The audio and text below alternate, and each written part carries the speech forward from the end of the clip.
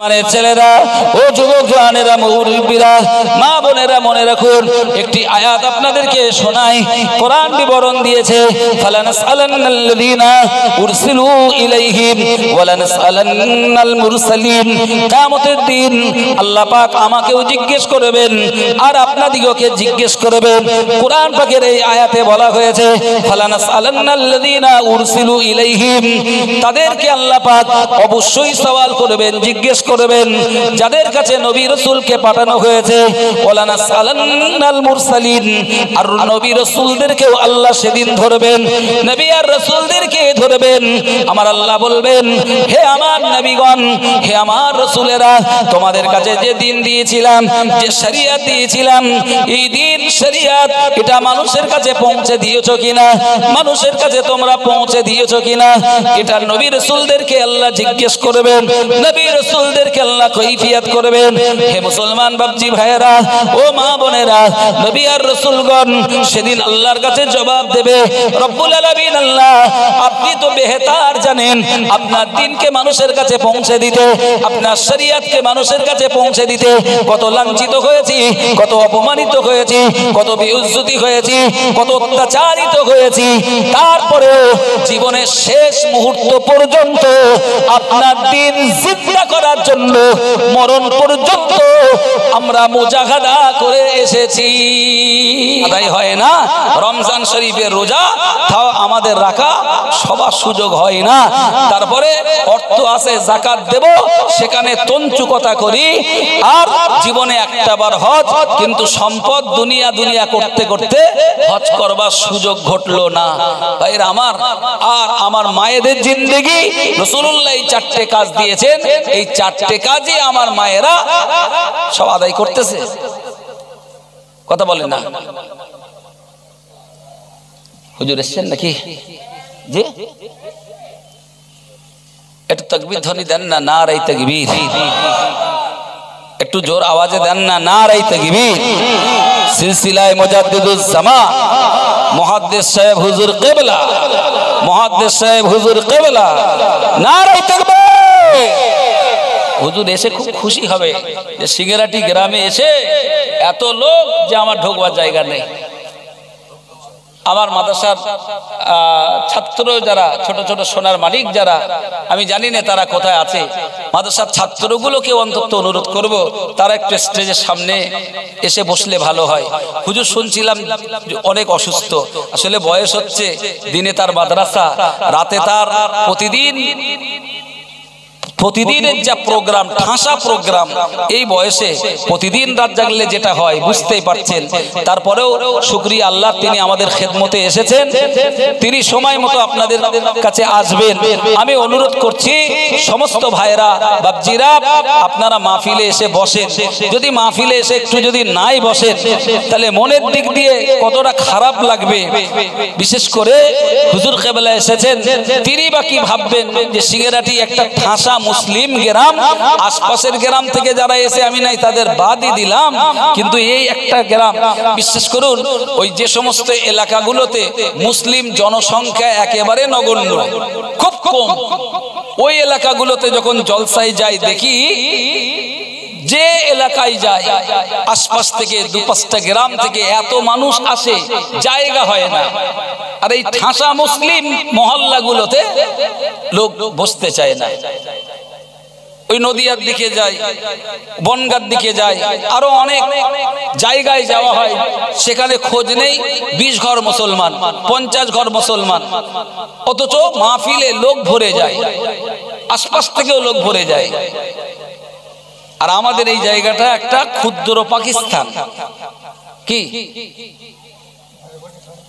ক্ষুদ্র পাকিস্তান? তো বাংলাদেশেও গেছি জলসা করতে, বাংলাদেশে এক একটা জলসায় যে পরিমাণ শ্রোতা হয়, লোকজন হয়, আরে বাবা কোরআনের কথা শুনবো, হাদিসের কথা শুনবো, ওয়াজ নসিহত শুনবো, নবী রাসূলের কথা শুনবো, সাহাবা কেরামদের কথা শুনবো, ওলি আল্লাহদের কথা শুনবো। যদি কোনোটা নেওয়ার না হয় সেটা নাই নেবো না, যেটা নেওয়ার না সেটা নাই নেব না। শুনতে অসুবিধে কি, বসতে অসুবিধে কি, আসতে মানা কি? কিন্তু একটা যদি গানের মজলিস হয়, গানের না হয় একটা খেলা হয়, খেলা গ্রামে যদি একটা খেলা দেওয়া হয়, এত ডাকতে হয় না, বলতে হয় না, সেখানে দেখবেন জায়গা ধরে না, লোক জায়গা দেওয়া যায় না, ব্যারিকেড ভেঙে যায়। মুসলমানের ছেলেরা ও যুবক জওয়ানেরা, মুরব্বীরা, মা বোনেরা, মনে রাখুন একটি আয়াত আপনাদেরকে শোনাই। কোরআন বিবরণ দিয়েছে, ফালানাসআলান্নাল্লাযীনা উরসিলু ইলাইহিম ওয়ালানাসআলান্নাল মুরসালিন। কিয়ামতের দিন আল্লাহ পাক আমাকেও জিজ্ঞেস করবেন আর আপনাদিগকে জিজ্ঞেস করবেন।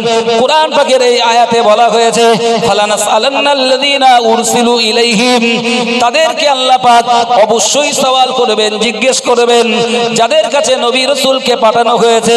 ওয়ালানাসআলান্নাল মুরসালিন, আর নবী রাসূলদেরকেও আল্লাহ সেদিন ধরবেন, নবী আর রাসূলদেরকে ধরবেন। আমার আল্লাহ বলবেন, হে আমার নবীগণ, হে আমার রাসূলেরা, তোমাদের কাছে যে দিন দিয়েছিলাম, যে শরীয়ত দিয়েছিলাম, এই দিন শরীয়ত এটা মানুষের কাছে পৌঁছে দিয়েছো কিনা, মানুষের কাছে তোমরা পৌঁছে দিয়েছো কিনা, এটা নবী রাসূলদেরকে আল্লাহ জিজ্ঞেস করবেন, নবী রাসূলদেরকে আল্লাহ কৈফিয়ত করবেন। হে মুসলমান বাপজি ভাইয়েরা, ও মা বোনেরা, নবী আর রাসূলগণ সেদিন আল্লাহর কাছে জবাব দেবে। রব্বুল আলামিন আল্লাহ, আপনি তো বেহতার জানেন আপনার দ্বীনকে মানুষের কাছে পৌঁছে দিতে, আপনার শরীয়তকে মানুষের কাছে পৌঁছে দিতে কত লাঞ্ছিত হয়েছি, কত অপমানিত হয়েছি, কত বেইজ্জতি হয়েছি, কত অত্যাচারিত হয়েছি, তারপরেও জীবনের শেষ মুহূর্ত পর্যন্ত আপনার দ্বীন জিন্দা করার জন্য মরণ পর্যন্ত আমরা মুজাহাদা করে এসেছি। করেছে না করেনি? পৃথিবীতে একজন নবী দেখান যে নবী জিন্দেগি আরাম আয়েশে কেটেছে। একজন নবী নেই যে নবী আরামকে দাঁড়াই বসে ঠ্যাঙের উপর ঠ্যাং তুলে দিয়ে পা নাচিয়ে কাটিয়ে গেছে। কসম আল্লাহর, একজন নবী পৃথিবীতে এমন আসেনি যে দুনিয়ার জিন্দেগিটা শুধু আরাম করার জন্য এসেছেন। কোন নবী পৃথিবীতে আরাম করেননি, পৃথিবীতে তারা এসেছেন আল্লাহর দ্বীনটাকে প্রতিষ্ঠা করতে, স্রোতের বিপরীতমুখী জায়গায় দাঁড়িয়ে শিরিক এবং বিদআত, হারামি, কুফরির বিরুদ্ধে লড়াই করে আল্লাহর দ্বীনকে কায়েম করে আল্লাহর দ্বীন প্রতিষ্ঠার কাজ করে তারপর তারা বিদায় নিয়েছেন। তাহলে নবী রাসূলগণ আল্লাহ যখন জিজ্ঞেস করবেন, নবী রাসূলগণ তারা জবাব দেবেন, রেহাই পাবেন, আল্লাহ পাক তাদেরকে সেদিন তার জাযা দেবেন। এবারে ধরবে যাদের কাছে নবী রাসূল পাঠানো হয়েছে, মানে উম্মতদেরকে আল্লাহ ধরবেন। তোমাদের কাছে নবী রাসূল এসেছে, নবী রাসূলরা তোমাদেরকে যে দাওয়াত দিয়েছে, যে দিন শরীয়ত তোমাদেরকে শুনিয়েছে, তোমাদের কাছে যা পৌঁছে দিয়েছে, তোমরা সেটা ধারণ করেছো, তোমরা কি সেটা আমল করেছো? এই জায়গায় উম্মতরা আমরা ধরা পড়ে যাব। ভাইরা আমার, নবী রাসূল আর হয়তো আসছে না, কিন্তু নবী রাসূল পৃথিবীতে যা এসেছেন, মুহাম্মদুর রাসূলুল্লাহ তিনি এসেছিলেন, তিনি দিন শরীয়ত রেখে গেছেন। সেই দিন শরীয়তকে আমাদের কাছে রাসূলুল্লাহ কিয়ামত পর্যন্ত যে আমানত দিয়ে গেছেন, বিশেষ করে এই উম্মতের হাক্কানি ওলামা যারা, ওয়ারাসাতুল আম্বিয়া যারা, এই ওয়ারাসাতুল আম্বিয়া যারা, তারা নবিয়ানা কাজটা করে সেই দিনটা সমাজে প্রতিষ্ঠার, সেই দিনটা প্রচার করবার যে প্রান্তকার প্রচেষ্টা চালাচ্ছেন, সেই দায়িত্ব যথারীতি সমাজে পালন হচ্ছে, চলছে। কিন্তু আমরা সাধারণ মানুষ যদি আল্লাহর কথা না শুনি, রাসূলের কথা না শুনি, কোরআন সুন্নাহর কথা না শুনি, আলেমরা আলেমদের দায়িত্ব পালন করলে তারা আল্লাহর কাছে জবাব দিতে পারবেন যে আমরা আমাদের দায়িত্বটা পালন করেছি। আমরা যারা সাধারণ মানুষ, আমাদেরকে আল্লাহ ধরবেন, তোমরা কি দায়িত্ব পালন করেছো? কি জবাব দেব? বলতে হবে আল্লাহ ওদিকে মাহফিল হচ্ছিল আর আমরা এদিকে আমাদের কাজ করছিলাম। হ্যাঁ, ওদিকে মসজিদে জুমার দিন আজান হচ্ছিল, নামাজ হচ্ছিল, আর আমরা আমাদের কামাই করতেছিলাম। আল্লাহ ওখানে জিকির হচ্ছিল, জিকিরকারীগুলো জাকিরগুলো জিকির করছিল, আর আমরা দুনিয়াদারি, দুনিয়ার রঙে রঙে যে, দুনিয়ার মজায় মজে যে, দুনিয়ার তালে আমরা হারিয়ে গিয়েছিলাম। আমাদের উদ্দেশ্য ছিল দুনিয়া আর তাদের উদ্দেশ্য ছিল দিন। আমার আল্লাহ পাক ফারিকাম, তাদের ভিতরে এমন একটা পার্থক্য করে দেবেন, যারা হিদায়াত পেয়েছে হয়েছে তাদেরকে একটা দল করে দেবেন, আর যারা দালালা পথভ্রষ্ট হয়েছে তাদেরকে আল্লাহ একটা দল করে দিয়ে আমার আল্লাহ ফয়সালা যেটা করবার করে দেবেন।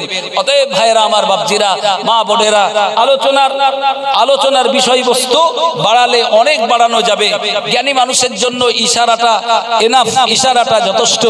আমি এ মাহফিলে, এ মাদ্রাসার জন্য প্রতি বছর স্থান কাল সময়ের পরিপ্রেক্ষিতে একটু মানুষের কাছে হাত পেতে থাকি।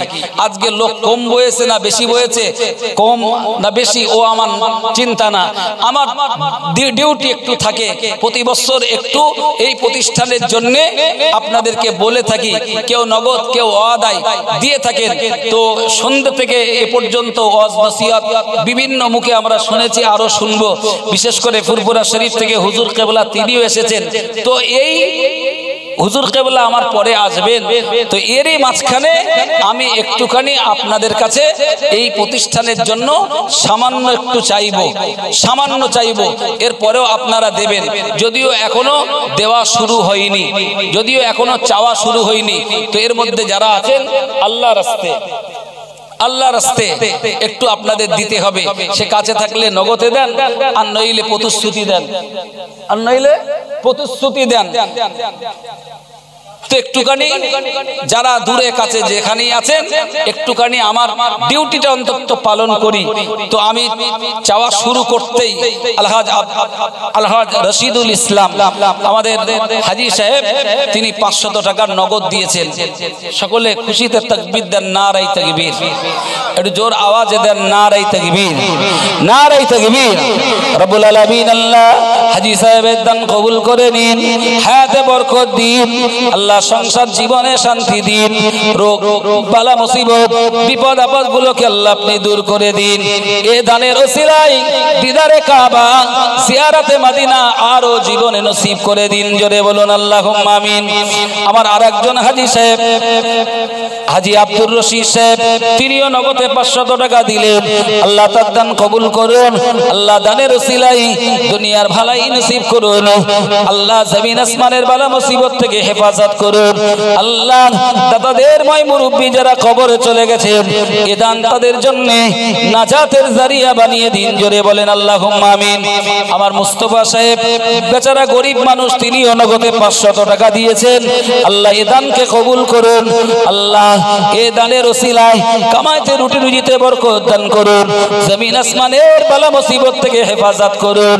মাই মুরব্বী যারা কবরে চলে গেছেন, এ দান তাদের জন্য নাজাতের ওসিলা বানিয়ে দিন। একটু মহব্বত করে বলেন আল্লাহুম্মা আমিন। নারায়ে তাকবীর, জোরে আওয়াজ দেন না, নারায়ে তাকবীর, নারায়ে তাকবীর। আমার যুবক জওয়ানদের কাছে বলছি, যুবক জওয়ানদেরকেও বলছি, আমি শুরুতে একটু হাত পেতেছি, একটু মেহেরবানি করে আগিয়ে আসেন। মাশাআল্লাহ, কি নাম জানেন? ও আমার ওহিদ আলী মোল্লা। আচ্ছা, কেরামান কাতিবিন কই এখানে? হুজুর শিগগির পাঠান।